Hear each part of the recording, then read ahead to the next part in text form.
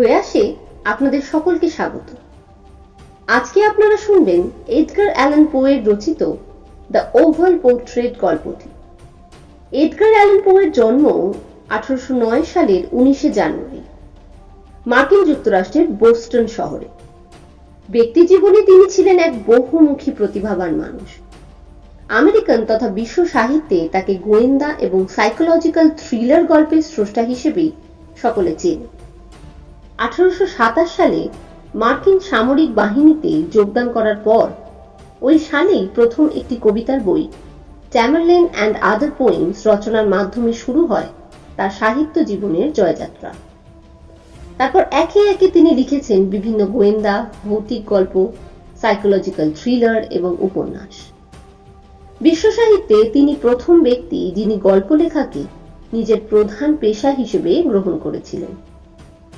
আর বেশি কথা না বাড়িয়ে চলুন শোনা যাক এডগার অ্যালান পোয়ের রচিত দ্য ওভাল পোর্ট্রেট। একটা রাত যাতে খোলা বাতাসে কাটাতে পারি সেই উদ্দেশ্যে আমার খানসামাটি একরকম জোর করেই আমাকে নিয়ে যে পল্লী ভবনটিতে ঢুকেছিল সেটি অনেকদিন থেকেই অ্যাপেলাইন পর্বতমালার ফাঁকে ফাঁকে অবস্থিত বিচ্ছন্নতা ও আড়ম্বরের মিশ্রণে গড়ে ওঠা অনেকগুলি বস্তির অন্যতম একটি। দেখেই বোঝা যায় মাত্র কিছুদিন আগেই বাড়িটা সাময়িকভাবে পরিত্যক্ত হয়েছে। সেই বাড়ির একটি ছোট ও যৎসামান্য আসবাবপত্রে সজ্জিত ঘরে আমরা আস্তানা পাতলাম। ঘরটা বাড়ির এক কোণে একটা বুরুজের নিচে অবস্থিত। ঘরের সাজসজ্জাগুলি বেশ দামি, তবে শতচ্ছিন্ন ও পুরনো। দেওয়ালে পর্দা ঝুলছে, তাতে নানা রকম যুদ্ধ জয়ের স্মারক সাজানো। তাছাড়া ছিল অতি আধুনিক অসংখ্য ছবি দামি সোনালী ফ্রেমে বাঁধানো। ছবিগুলো যে কেবলমাত্র দেওয়ালেই ঝোলানো ছিল তা নয়, ঘরের দূরতম কোণে কোণেও শোভা পাচ্ছিল। হয়তো আমার অসুস্থতার প্রাথমিক প্রলাপের অবস্থার দরুনেই সেই ছবিগুলোর প্রতি আমার আগ্রহটা একটু বেশি হয়েছিল। তাই আমি পেড্রোকে হুকুম দিলাম ঘরের ভারী খড়খড়িগুলো টেনে দিতে, কারণ ততক্ষণে রাত নেমে এসেছে। বিছানার মাথার কাছে রাখা লম্বা সামাদানার মোমবাতিগুলো জেলে দিক, আর বিছানার উপরকার কুঁচি দেওয়া কালো ভেলভেটের মশারিটাকে আগাগোড়া খুলে দিক। এইসব কাজগুলি করতে বললাম যাতে ঘুমের হাতে না হলেও অন্ততপক্ষে এই ছবিগুলো নিয়ে ভাবনা চিন্তা এবং বালিশের উপর রাখা যে ছোট বইটাতে ছবিগুলোর সমালোচনা ও বিবরণ লেখা আছে তার হাতে নিজেকে ছেড়ে দিতে পারি। অনেকক্ষণ ধরে পড়লাম। গভীর অনুরাগ ও শ্রদ্ধার সঙ্গে ছবিগুলোকে বহুক্ষণ এক দৃষ্টিতে দেখলাম। সময়টা বেশ ভালোভাবেই কেটে গেল। নেমে এলো গভীর মাঝরাত। সামাদানটা যেখানে ছিল তাতে অসুবিধা হওয়ায় ঘুমন্ত খানসামাটিকে বিরক্ত না করেই নিজেই অনেক কষ্টে হাতটা বাড়িয়ে সেটাকে এমন জায়গায় টেনে নিলাম যাতে সবটা আলোই বইয়ের উপর এসে পড়ে। কিন্তু তার ফল যা হলো সেটা একেবারেই অপ্রত্যাশিত। অসংখ্য মোমবাতির আলো গিয়ে পড়ল ঘরের এমন একটি কোণে যেখানটা এতক্ষণ পর্যন্ত বিছানার একটি ছত্রির ছায়ায় ঢাকা পড়েছিল। ফলে এতক্ষণ নজর পড়েনি এমন একটা ছবি এবার সুস্পষ্ট আলোয় দেখতে পেলাম। উদ্ভিন্ন যৌবনা একটি যুবতীর প্রতিকৃতি। ছবিটাকে এক পলক দেখেই চোখ বন্ধ করলাম। কেন করলাম প্রথমে তা নিজেই বুঝলাম না। চোখ দুটি বুজে সেই কারণটাকেই মনে মনে খুঁজতে লাগলাম, যাতে চিন্তা করার কিছুটা সময় পাওয়া যায়, যাতে নিশ্চিত হতে পারি যে চোখ আমাকে প্রতারিত করেনি, যাতে আরো ভালোভাবে ছবিটি দেখার জন্য আমার কল্পনাকে শান্ত ও সংযত রাখতে পারি। সেই উদ্দেশ্যেই সত্যই চোখ দুটি বুজেছিলাম। কয়েক মুহূর্ত পরেই আবার এক দৃষ্টিতে ছবিটার দিকে তাকালাম। এবার যে ঠিকভাবে দেখতে পেলাম তাতে কোনো সন্দেহ করতে পারি না, করবো না। সেই ছবি ক্যানভাসের উপর মোমবাতির প্রথম আলো এসে পড়ার সঙ্গে সঙ্গে কেটে গেল সেই স্বপ্নের জড়তা যা ধীরে ধীরে আমায় ইন্দ্রিয়গুলোকে আচ্ছন্ন করে ফেলেছিল। একটা আকস্মিক ধাক্কা খেয়ে আমি যেন জাগ্রত জীবনে ফিরে গেলাম। প্রতিকৃতিটা যে এক যুবতী সে কথা আগেই বলেছি। কেবলমাত্র মাথা ও কাঁধের অংশটা আঁকা হয়েছে, যাকে বলা হয় ফুল লতা পাতা শোভিত অঙ্কন শৈলীতে, অনেকটা সালির জনপ্রিয় মস্তক অঙ্কনের পদ্ধতিতে। দুই বাহু, বক্ষদেশ, উজ্জ্বল কেশরাশির প্রান্ত সবই বেমালুম মিশে গেছে পশ্চাৎপটের অস্পষ্ট অথচ গাঢ় ছায়াচ্ছন্নতায়। ফ্রেমটা অন্ডাকৃতি মূর জাতির অলঙ্করণ পদ্ধতিতে বিদড়ির কাজ করা। কলাকৃতি হিসাবে ফ্রেমটা ছবির চাইতেও অধিক প্রশংসার যোগ্য। কিন্তু কি অলঙ্করণের সফল রূপায়ণ, কি সেই মুখখানির অমর সৌন্দর্য, কোনোটাই আমাকে এমন অকস্মাৎ এত প্রচন্ডভাবে বিচলিত করতে পারত না। আবার আমার কল্পনায় যে আধো ঘুম থেকে জেগে উঠে ছবিটাকেই একটা জীবন্ত মানুষের মাথা বলে ভুল করেছে, তাও তো নয়।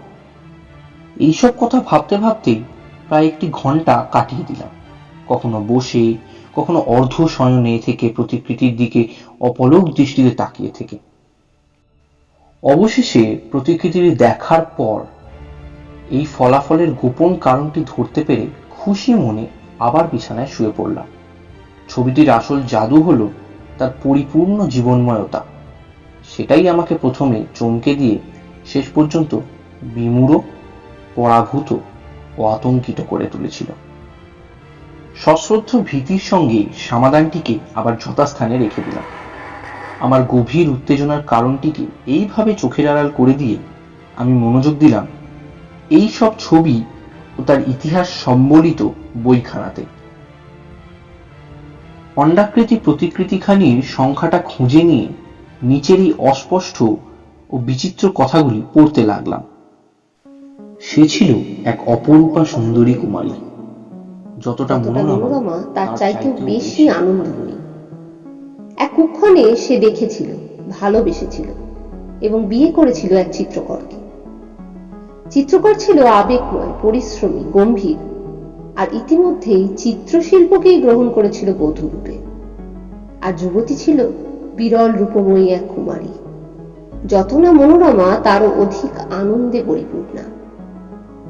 কেবলই আলো আর হাসি, হিরণ শাবকের মতো চঞ্চল, সবকিছু ভালোবাসে, পছন্দ করে, ঘৃণা করে কেবল তার প্রতিদ্বন্দ্বী শিল্পকলাকে, ঘৃণা করে কেবল চিত্রকরের রংদালি, তুলি এবং অন্যান্য সাজ সরঞ্জাম, যারা তাকে বঞ্চিত করেছে প্রিয় দর্শন সুখ থেকে।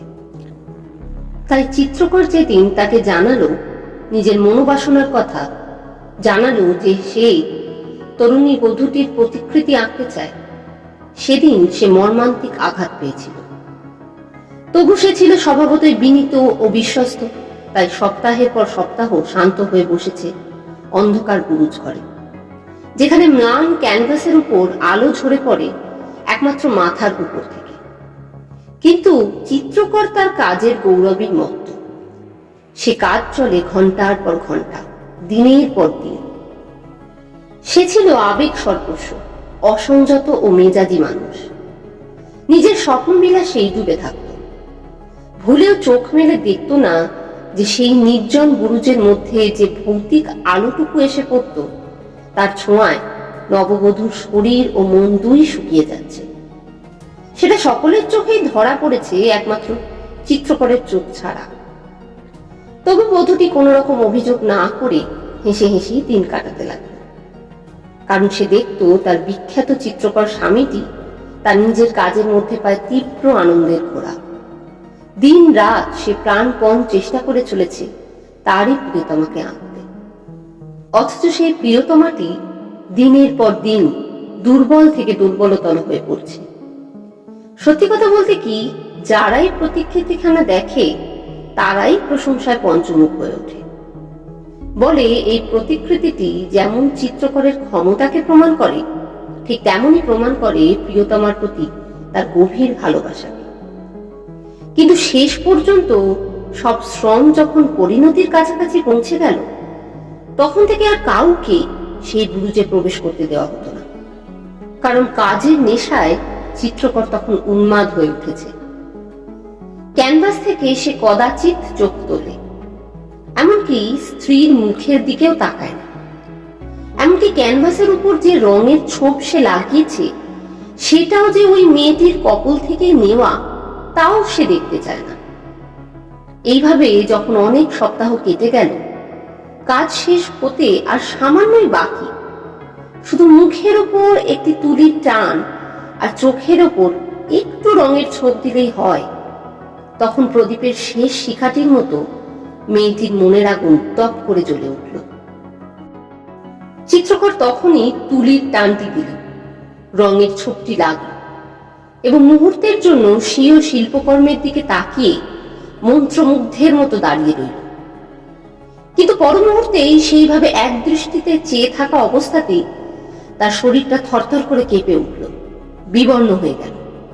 উচ্চ কণ্ঠে চিৎকার করে, আহা, এই তো প্রকৃত জীবন। বলেই সে সহসা ঘুরে দাঁড়ালো প্রিয়তমাকে দেখতে, কিন্তু তখন সে মৃত।